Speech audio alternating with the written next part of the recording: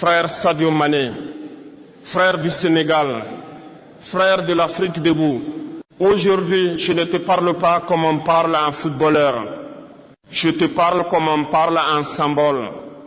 Parce que ce que tu as gagné n'est pas seulement un trophée. Ce que tu as porté sur tes épaules n'était pas seulement un maillot. Ce que tu as soulevé l'âme d'un continent. Quand tu as marqué, ce ne sont pas seulement des filets qui ont tremblé. Ce sont des millions de cœurs africains qui ont battu à l'unisson. À Dakar, à Bamako, à Ouagadougou, à Abidjan, à Kinshasa, à Port-au-Prince, dans la diaspora, dans chaque quartier oublié, dans chaque village sans lumière. L'Afrique s'est levée. On nous a longtemps appris à applaudir ailleurs. On nous a appris à admirer des héros qui ne nous ressemblent pas. On nous a appris que la grandeur venait toujours de l'extérieur. Mais ce soir-là, Sadio, tu as brisé ce mensonge. Tu as montré à un enfant africain qu'on peut venir d'un village modeste et faire trembler le monde sans régner qu'il en est. Tu as montré que la discipline, le travail, la dignité peuvent vaincre le mépris, le doute et les systèmes qui nous veulent petits. Mais écoute-moi bien, frère. Si je suis ici aujourd'hui, ce n'est pas seulement pour te féliciter. Je suis ici pour te dire une vérité que beaucoup n'osent pas dire aux vainqueurs. Tu n'as pas gagné seul. Derrière ton trophée, il y a les pas nus de nos ancêtres. Il y a les cris étouffés de ceux qu'on a exploités. Il y a les mains calleuses de nos mères. Il y a les rêves brisés de nos pères. Il y a toute une Afrique qui s'est battue avant toi pour que tu puisses courir librement sur ce terrain. Quand l'Afrique gagne, ce n'est jamais juste un match. C'est une revanche contre l'humiliation. C'est un non lancé à ceux qui nous regardent de haut. C'est un oui crié à notre dignité. Et voilà pourquoi, Sadio, ta victoire dérange autant qu'elle inspire.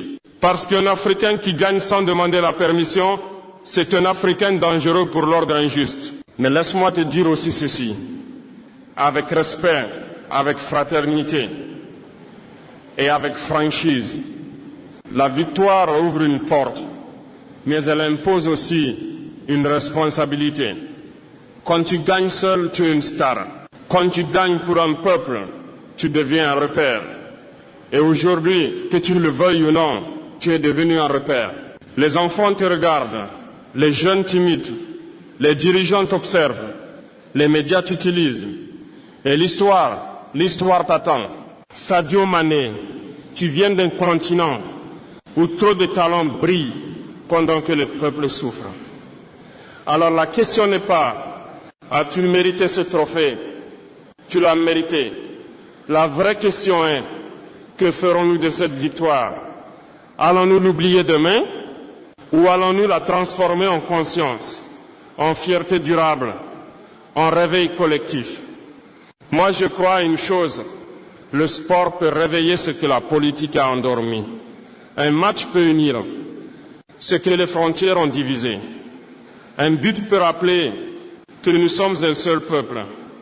Et c'est pour cela que ton moment ne t'appartient plus totalement. Il appartient à l'Afrique. Frère Sadio, ce discours n'est pas une flatterie. C'est un appel à la lucidité, un appel à la responsabilité, un appel à l'exemplarité. Parce que quand toute l'Afrique se lève, elle ne cherche pas seulement à applaudir, elle cherche des guides. Frère Sadio, il y a une chose que je dois te dire, sans détour, sans maquillage, sans applaudissement en arrière-plan.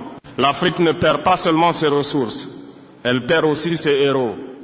Et souvent, elle les perd après leur plus grande victoire. Regarde l'histoire. Chaque fois qu'un Africain se lève trop haut, le système ne le combat pas frontalement. Non, il l'embrasse, il le célèbre, il le récompense. Puis doucement, il l'endort. On lui offre des contrats, on lui offre des scènes, on lui offre des micros bien réglés. On lui dit, parle, mais pas trop. Inspire, mais ne dérange pas. Sois un modèle, mais pas un réveil. Sadio, écoute-moi bien. Le monde qui t'applaudit aujourd'hui n'aime pas forcément l'Afrique. Il aime le talent africain, quand ce talent ne pose pas de questions. Il aime l'Africain quand il marque des buts, mais pas quand il parle de justice. Il aime l'Africain quand il marque des buts, mais pas quand il parle de justice. Il aime l'Africain quand il sourit, mais pas quand il exige le respect. Et c'est là que commence le piège.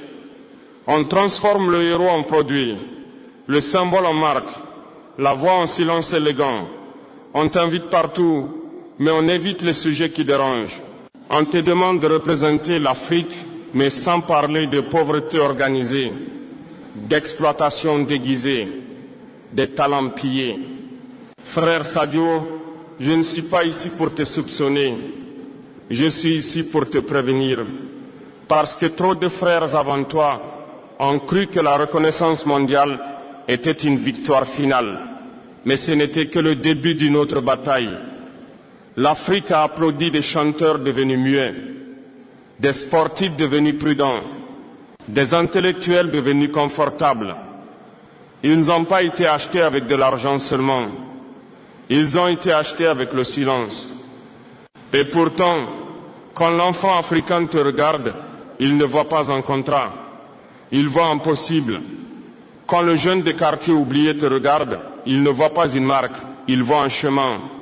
Quand la diaspora te regarde, elle ne voit pas une célébrité, elle voit une fierté retrouvée. Voilà pourquoi je te parle avec franchise. La gloire te protège, mais elle peut aussi t'éloigner de ceux qui ont célébré ta victoire avec des larmes vraies. Ne te trompe pas de combat, frère. Il ne s'agit pas de refuser le succès. Il s'agit de refuser l'amnésie. Il ne s'agit pas de devenir militant. Il s'agit de ne pas devenir neutre quand l'injustice frappe ton peuple. Parce que l'histoire est cruelle avec les héros silencieux. Elle les classe, elle les archive, elle les oublie. Mais elle se souvient longtemps de ceux qui ont osé transformer la gloire en responsabilité. Sadio Mané, ce que tu as gagné sur le terrain te donne une chose rare, le droit d'être écouté. Et ce droit, personne ne te l'a donné par gentillesse. Il t'a été donné par le peuple. Alors la question n'est plus seulement que vas-tu gagner après. La vraie question est que vas-tu défendre pendant que tu es au sommet. Parce que le sommet est un endroit dangereux. On y voit mieux, mais on y tombe aussi plus vite quand on oublie d'où l'on vient. Frère Sadio, il faut que nous disions une vérité que beaucoup préfèrent cacher derrière les sourires des sponsors. Le sport n'a jamais été neutre. On a voulu nous faire croire que le terrain devait rester silencieux, que le stade devait être coupé de la réalité, que le foot devait divertir pendant que le peuple souffre. Mais l'histoire ne ment pas. Chaque fois qu'un peuple s'est levé, il y avait un chant, un symbole, un corps en mouvement pour rappeler qu'il était vivant. Quand un Africain court sur un terrain, il ne court jamais seul. Il court avec le poids de l'histoire. Il court avec la mémoire des chaînes. Il court avec l'espoir de ceux à qui on a dit trop longtemps « Vous ne pouvez pas ». Et quand il gagne, ce n'est pas seulement une victoire sportive. C'est une victoire psychologique.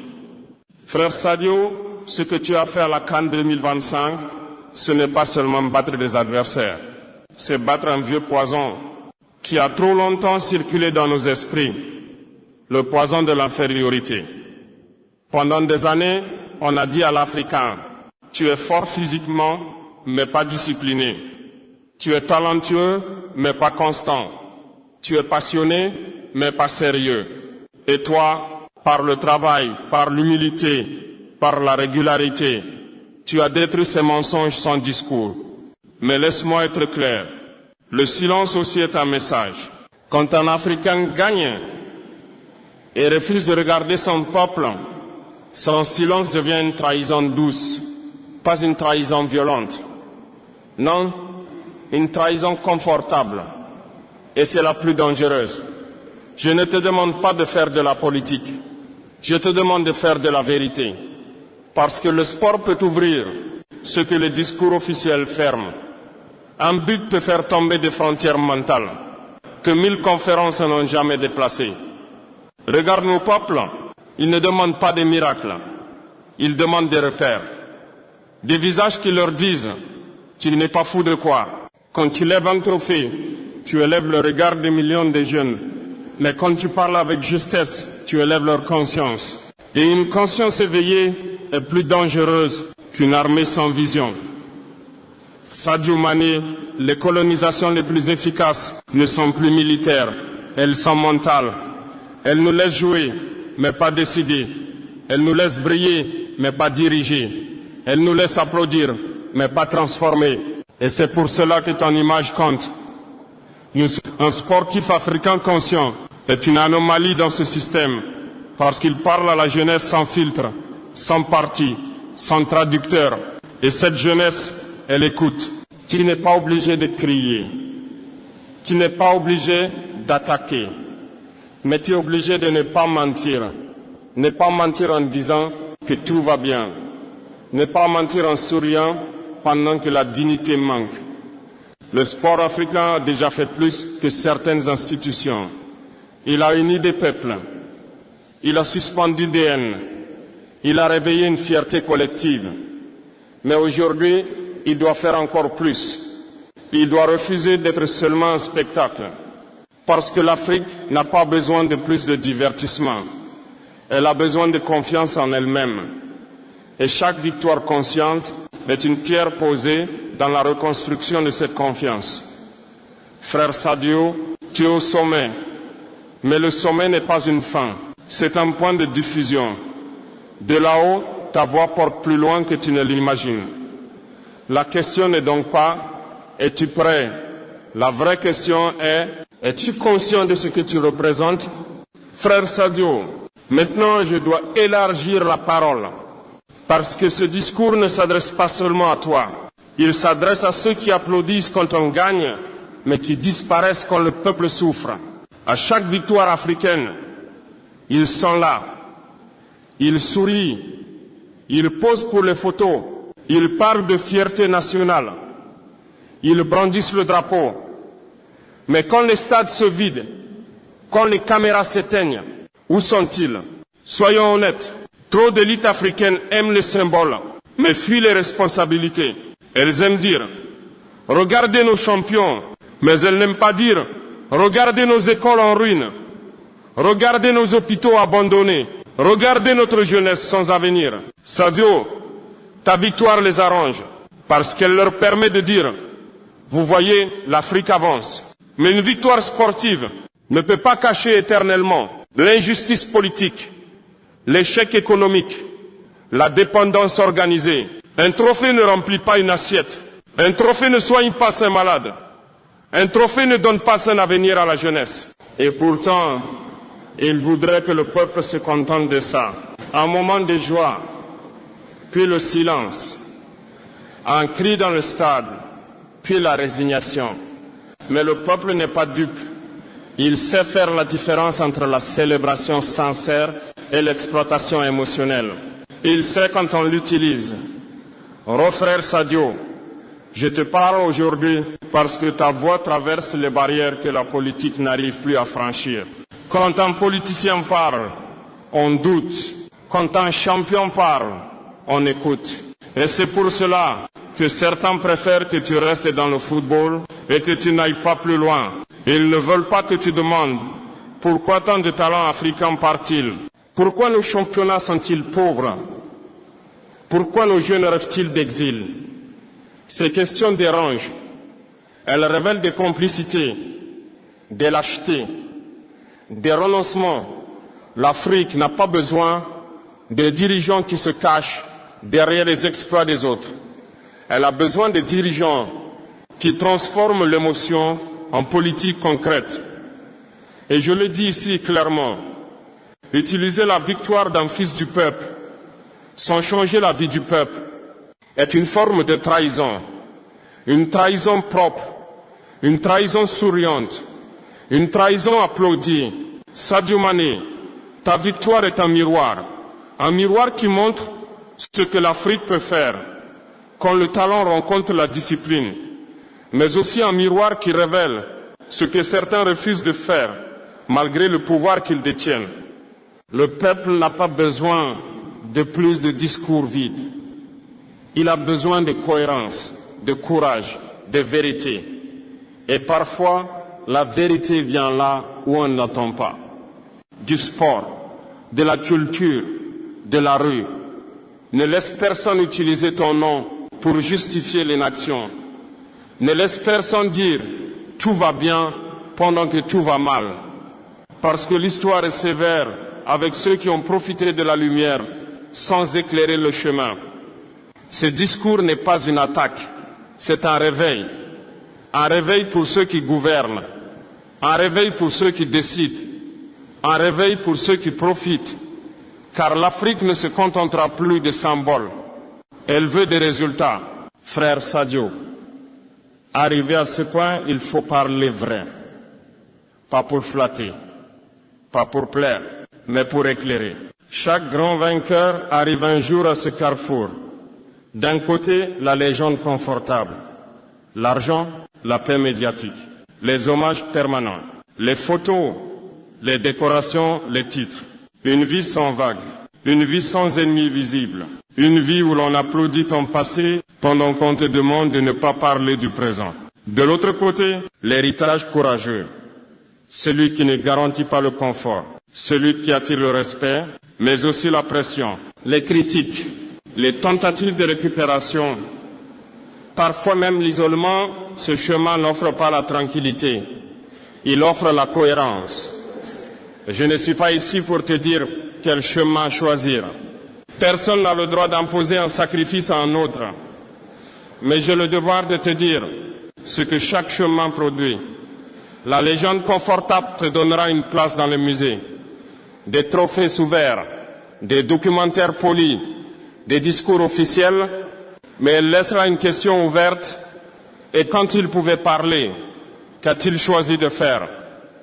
L'héritage courageux, lui, ne promet rien.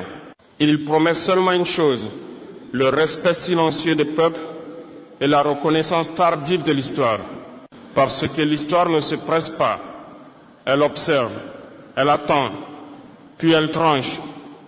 Frère Sadio, tu n'es pas obligé de devenir un militant. Tu n'es pas obligé de devenir un leader politique. Mais tu es déjà devenu une référence. Et une référence qui refuse de regarder le réel devient une décoration. Quand un enfant africain dira ton nom dans 30 ans, que veux-tu qu'il entende derrière? Un palmarès impressionnant ou un courage tranquille? Veux-tu qu'il dise il a tout gagné? Ou qu'il dise il a gagné et il est resté fidèle? Le système adore les champions reconnaissants et discrets. Il se méfie des champions conscients et lucides. Parce qu'un homme admiré qui parle avec vérité devient ingérable. Sadio Mané, tu as déjà montré que tu savais rester humble dans la victoire. Maintenant, la question est différente. Sauras-tu rester aligné quand la gloire voudra t'éloigner de ta mission intérieure? L'Afrique n'attend pas de toi des slogans. Elle attend un cap dans tes choix, un cap dans tes silences, un cap dans tes paroles. Parce que parfois ne pas dire certaines choses est déjà une prise de position. Ne te presse pas, mais ne t'endors pas. La célébrité est un bruit. La conscience est une voix. Écoute la bonne. Frère Sadio, le monde te célébrera quoi que tu fasses. Mais l'Afrique, elle se souviendra de ce que tu auras fait quand tu n'y étais pas obligé. Je m'adresse maintenant à la jeunesse africaine, à ceux qui ont crié dans les rues, à ceux qui ont pleuré devant les écrans, à ceux qui ont cru, ne serait-ce qu'un instant, que tout était possible. Je vous le dis avec respect, l'admiration n'est pas une destination, c'est un point de départ. Regarder Sadio Mané gagner, ce n'est pas suffisant. Le célébrer, ce n'est pas suffisant. Le porter en héros, ce n'est pas suffisant. La vraie victoire commence quand vous décidez d'imiter la discipline, pas seulement d'applaudir le talent. La jeunesse africaine est forte, elle est nombreuse, elle est créative, mais trop souvent, on l'a habituée à attendre l'État, attendre l'étranger, attendre un sauveur. Je vous le dis clairement, Personne ne viendra sauver l'Afrique à la place des Africains. Sadio Mané n'a pas attendu qu'on lui donne la permission de travailler plus que les autres. Il n'a pas attendu qu'on lui facilite le chemin. Il a compris une chose essentielle. Le destin respecte ceux qui respectent l'effort. Jeunes d'Afrique, le monde ne vous doit rien, mais vous vous devez tout. Vous vous devez la rigueur, vous vous devez la formation, vous vous devez l'exigence. Parce que sans exigence, le talent devient un gaspillage. Arrêtez de croire que la réussite est un miracle. La réussite est une habitude de se lever tôt, une habitude de se former, une habitude de refuser la facilité, une habitude de terminer ce que l'on commence. On vous dira, c'est trop dur, ce n'est pas pour nous, le système est contre toi. Oui, le système est souvent injuste, mais l'indiscipline est toujours fatale. Regardez le sport, ce n'est pas le plus talentueux qui gagne toujours, c'est le plus constant, le plus discipliné, le plus préparé mentalement. La vie fonctionne de la même manière. Jeunesse africaine, ne transformez pas vos héros en excuses. Ne dites pas « lui a réussi, pas moi ». Dites plutôt « s'il a pu, alors je dois travailler autrement ». Le continent a besoin d'ingénieurs disciplinés, de médecins engagés, d'agriculteurs modernes, d'artisans fiers, de créateurs audacieux, pas seulement de stars. Sadio Mané est un symbole, mais il n'est pas un raccourci. Il est la preuve que le sérieux paie, même quand le chemin est long. Je vous le dis sans détour, l'Afrique ne se relèvera pas avec des likes, mais avec du travail. Pas avec des slogans, mais avec des compétences. Pas avec des rêves vagues, mais avec des projets solides. Jeunes d'Afrique, si vous voulez honorer les victoires sportives, faites-le dans votre vie quotidienne. Honorez-les en étudiant sérieusement, en apprenant un métier, en créant de la valeur, en refusant la corruption facile, en refusant la paresse déguisée. Parce que le vrai hommage à un champion, ce n'est pas un chant. C'est une génération qui se lève. Frère Sadio, si ton image inspire cette rigueur, alors ta victoire aura dépassé le football. Elle sera devenue une force de transformation.